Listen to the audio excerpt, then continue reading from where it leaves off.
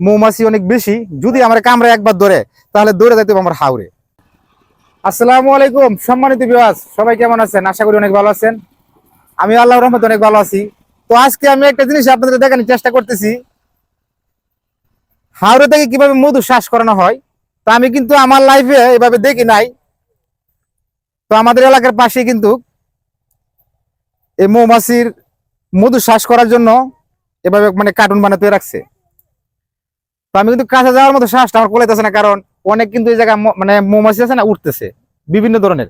যদি আমার কামড়ে ধরে, তার জন্য আমি কাছে যাওয়া দেখতে পারতেছি না, তবু দেখানোর চেষ্টা করবো। মাথার উপর উঠতেছে কিন্তু।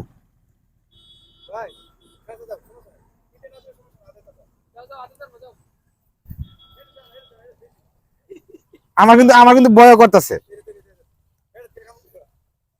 তো সম্মানিত ভিউয়ার্স, আমি কিন্তু এটার কাছে যাইতে পারতেছি না, কারণ ওর কাদায় জায়গা, মানে মৌমাছি কি পরিমাণে যে কম ওই জায়গাটা আমাদের উঠতেছে।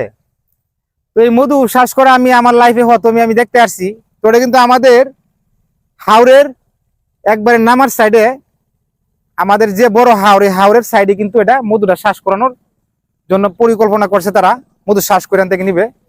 দুই পাশে কিন্তু মোটামুটি আপনার এই লাউ গাছের ফুল আছে, তার জন্য কিন্তু এদিকে মধু বেশি হবে। বাইক না, আমি তো কাছে যেতেছি না মামা। ভয় নাই বলে না তো। জুম করে দেখো, জুম করে দাও। সম্মানিত ভিউয়ার্স, আমি কিন্তু কাছে যাইতে পারতেছি না, তবে অনেক পরিমাণ জায়গা জায়গা ফরায় রাখছে এই মৌমাছি বসার জন্য। ওই জায়গায় বসবে, এরপরে কিন্তু আস্তে আস্তে মধু সংগ্রহ হবে জায়গা থেকে।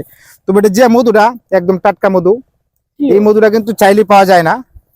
তো আমি কিন্তু চাইছিলাম সরাসরি দেখানোর জন্য, তো সরাসরি কাছে দেখাতে পারতেছি না, কারণ মৌমাছি অনেক বেশি। যদি আমার কামড়ে একবার ধরে তাহলে দৌড়ে যাইতে হবে আমার হাওরে। তো আমি এতটা কাছে দেখতে পাচ্ছি না, তবুও যদি আরেকদিন ওই জায়গায় আসি, মালিক থাকে, মালিক নাই এই জায়গা, তো আমি পুরোটা দেখানোর চেষ্টা করবো। তো সবাই দোয়া করবেন আমার জন্য। আজকের ভিডিও এই পর্যন্তই। আসসালামু আলাইকুম।